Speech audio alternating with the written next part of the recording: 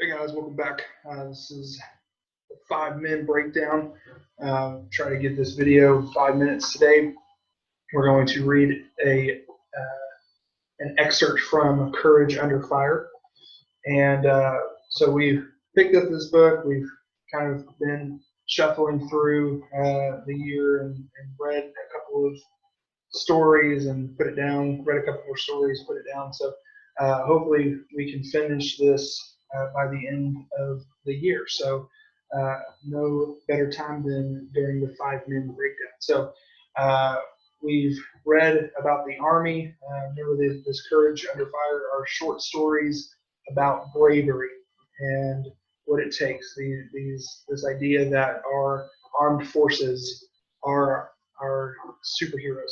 They are real live superheroes. So this one is coming from the Civil War. Now remember, the Civil War was a time where things started to happen with ships, and they started to put iron on these ships, and so they called them ironclad ships. And so they fortified these wooden ships with iron plates to withstand cannon fire and gunfire and things like that.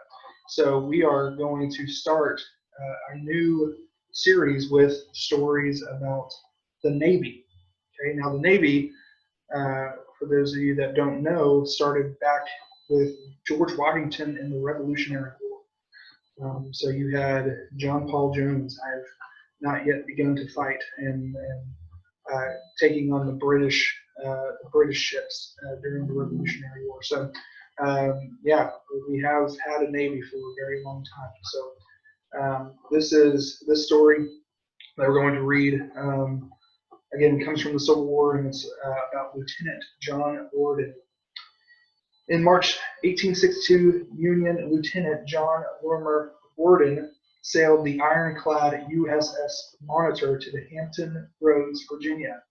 He arrived to find the Confederate ironclad Virginia attacking the Union warship Minnesota.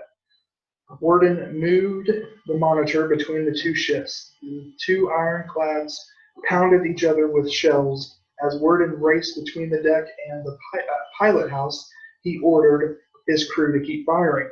During the battle, Worden peered between the pilot house bars when a shell exploded. Metal fragments spun through the air. Worden toppled backward, screaming, "My eyes! I am blind!" Despite his pain, he ordered his helmsman to steer away from the Virginia. The crew helped Worden to his cabin as a doctor plucked iron shards from his eyes. Ugh. Worden placed Lieutenant Samuel Green in charge of the Monitor. He told Green, "I cannot see, but don't mind me. Save the Minnesota if you can."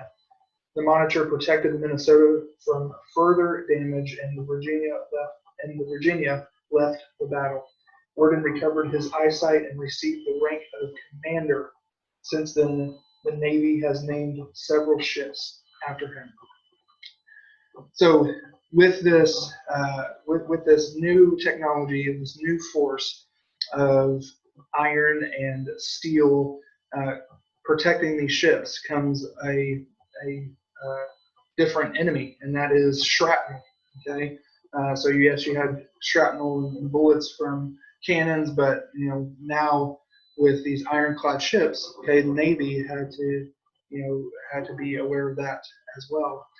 This was very strategic because if the Union were successful, and they were, blocking the Confederates off from aid from the European countries, this is kind of what stalled the wartime for the Confederates, and ultimately led to their surrendering to the Union.